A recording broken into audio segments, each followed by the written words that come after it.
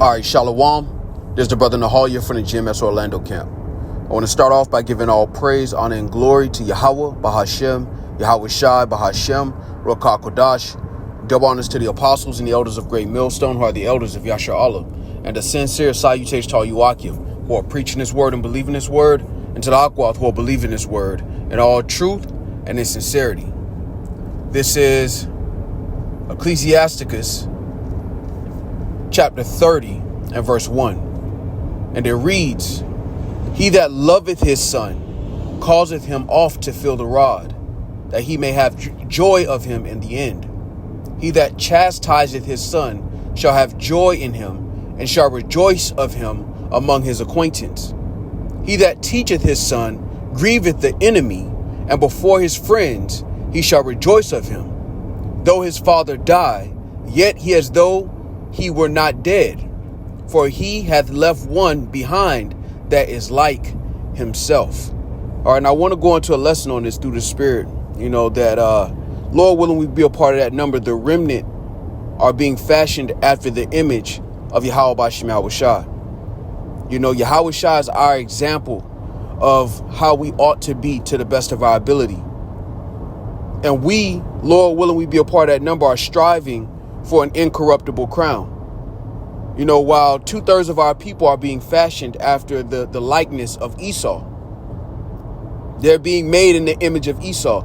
This is why even when you deal with so-called black culture, it's really just a cheap imitation, all right, a very cheap imitation of Esau and his characteristics, from the covetousness, the violence, the deceit, while the remnant are being fashioned after Yahweh Bashim Yahweh Shai.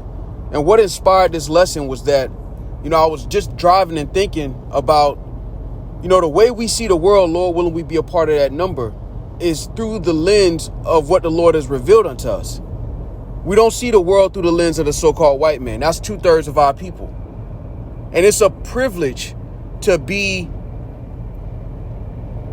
believe the intimate thoughts of the Lord, And that's what I was thinking about, how the things that the Lord has openly confessed, through the beginning with our apostles and elders and like-minded brothers on down. These are the intimate thoughts of the Lord. All right. As a matter of fact, real quick, this is Song of Solomon, chapter 4 and verse 12. "A garden enclosed is my sister, my spouse, a spring shut up, a fountain sealed." So we have this amazing privilege through the Spirit and power of Yahweh Bashim Yahweh Shai of knowing the intimate thoughts of the Lord. And that's likened unto a father and son relationship, for brothers who have had that experience, when you have a father in the home, for me, I have my grandfather, and what you learn is that you get chastened, but then there's an explanation. There's a breakdown of why. And then through that conversation, through that chastising and that realization, you start to understand how your father thinks. Because in this world, through the Spirit, Esau took the father out the home so that ultimately most of our people will be fashioned after Esau's image, so that he could put his thoughts and he could basically fashion Jake according to his will. And that's why it's a beautiful thing through the Spirit for the elect to stand on their feet, because that's against all odds. To know the intimate thoughts of the Lord concerning judgment, all right, concerning the laws, concerning what stands to happen, concerning the translation of kingdom. These are the intimate thoughts of the Lord. Now, the beauty of it is that the Lord didn't do this in secret. All right, and I'll bring that out real quick. But it reminds me of this image. This image also plays a part into this lesson because, the Lord is basically grooming us, refining us and taking out the beam, if you will, out of our eyes and giving us the eye salve to see the world through the Lord's lens, man. Now, of course, we don't know everything concerning what the Lord knows, but he's revealed unto us things according to his will and according to how he views things. And on a lower level, as little g's, Lord willing, we get to look at the world from the Lord's perspective, according to what he's revealed. All right. This is Isaiah 45 and 18. You know what? I'll start at 19. Slakia. Isaiah 45 and 19, it says, I have not spoken in secret. In a dark place of the earth, I said not unto the seed of Jacob, seek ye me in vain. I, the Lord, speak righteousness. I declare things that are right. So the beauty of this is it's a private meeting in public. You know, and it's a beauty. You know, I was just driving and meditating on the fact that, you know, the world hears the mind and the thoughts of the Lord and they deem it as crazy. They deem it as barbaric. While you have the elect who know and understand that the Lord's wisdom is above us. The Lord's thoughts are above us. So what he's revealed unto us is the true wisdom concerning the land Sabbath. Many things concerning the land Sabbath, the dietary law. All right, the judgment, how judgment goes out. Understanding death, you know, you come back in your third and fourth generation. Understanding the translation of kingdoms. And as you dwell in this truth through the Spirit, you understand why it's necessary. You understand why the Lord is doing certain things. For example, you understand why the Lord is going to destroy 2/3 of our people. Because the Lord's tried everything, including giving us Yahweh Shai, and nothing has worked concerning refining Jake and correcting them. And there are many examples. You know, we don't see the world through the lens of the so-called white man. We see the world through the lens of the Lord, man. Even that statement alone is a privilege. It's an honor through the Spirit. Matter of fact, let's go to this.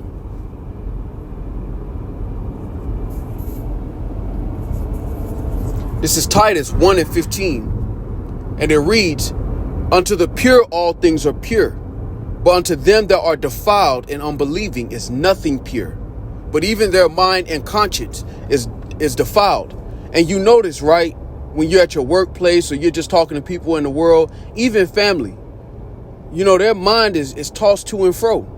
Depending on the news they get on a Wednesday or a Thursday, it'll determine where their belief system is. It's tossed to and fro, that they have no foundation. And that's the thought process of a child. Whereas the Lord has given us the ability to hear the words, believe on them, and act on them. So this is why the scriptures talk about us rehearsing the righteous acts. And in the midst of the chastening of Yahweh Shema Shai, we are being refined. All right, we're being made better through the Spirit. And we're able to view the world through the lens of the Lord, man. We don't think like the rest of the world. That's a privilege. That's a privilege, man. Matter of fact, let's go here.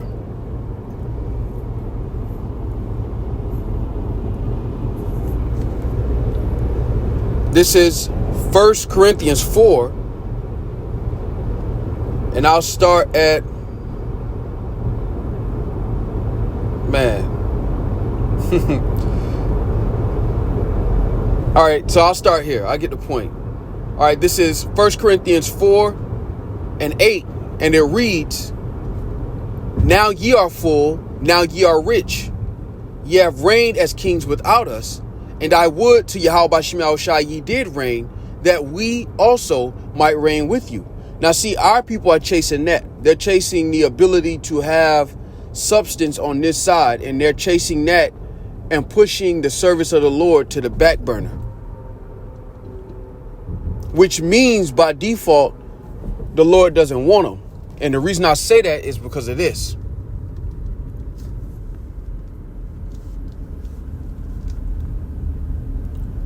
All right, this is Ecclesiastes 2 and 26.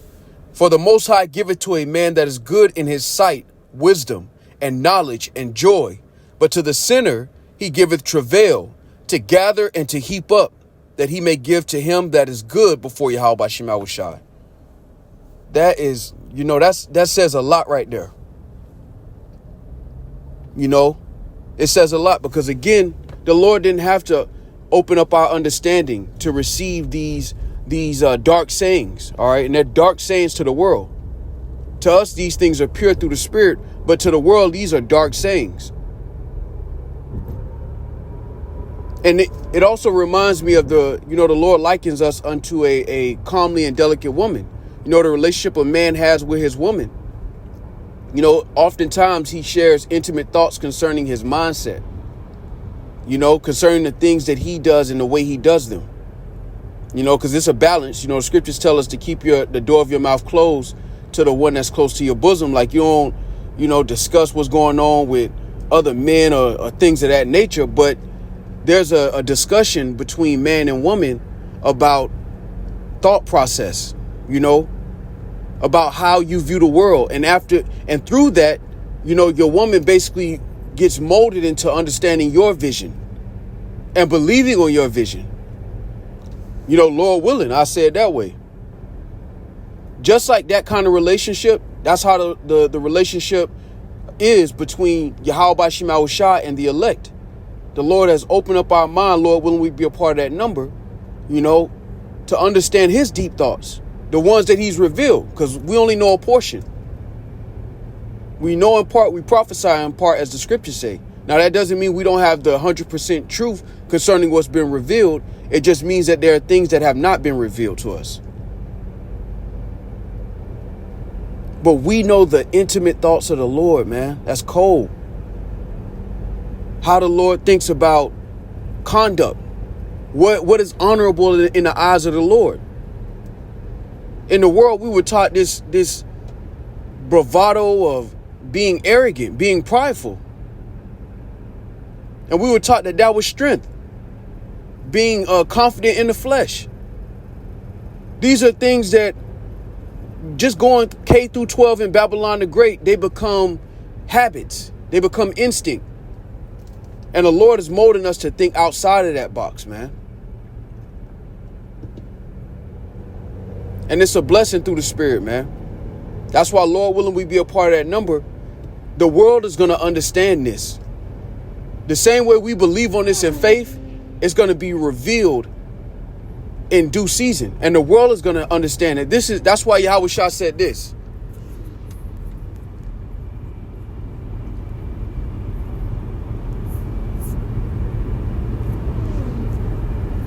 This is Luke chapter 17. And I'm going to jump down to verse 20. And when he was demanded of the Pharisees when the kingdom of Yahweh Shema Shai should come, he answered them and said, the kingdom of the Most High cometh not with observation, neither shall they say, lo here or lo there, for behold, the kingdom of Yahweh Shema Shai is within you. And that starts with the mindset, the character, the conduct. And that's what the Lord is molding within us. At the same time, we also understand the Lord's intention for the planet. The translation of kingdom. And these are difficult things to grasp for the majority of the people in the earth. But these things are plain to the pure. Lord willing, we be a part of that number. Now, I was just thinking about that. You know, you go and have conversations with people in the world, and you look and you really truly understand that they don't see the world through the eyes of the Lord. Even so-called Christians. You know, they say they believe in the Lord, but then when it comes to prophecy, they still think America has a chance. They skip over scriptures like he that leadeth into captivity shall go into captivity. And they're ultimately offended at the mind of the Lord as it's revealed. Whereas the Lord has given us the spirit to understand it and receive it and be at one with the mind of the Lord. Meaning we don't buck up against what the Lord has said. Whereas most people look at the words of the Lord, whether it's the law, statutes, and commandments or the prophecies, dead bodies from one end of the earth to the other. They look at things like that and they say, oh, no, that's barbaric, not my God. And what they're really saying is that they're offended at the mind of the Lord in its purest form. Whereas you've been given to understand the Lord in his proper form and context. All right, so Lord willing, this was edifying with that. I want to give all praise, honor, and glory to Yahweh, Bahashem, Yahweh Shai, Bahashem, Rakah Kodash. Double honors to the apostles and the elders of Great Millstone, who are the elders of Yasha Allah, and a sincere salutation to all you Akim, who are preaching this word and believing this word, and to the Akwath, who are believing this word in all truth and in sincerity. Shalom.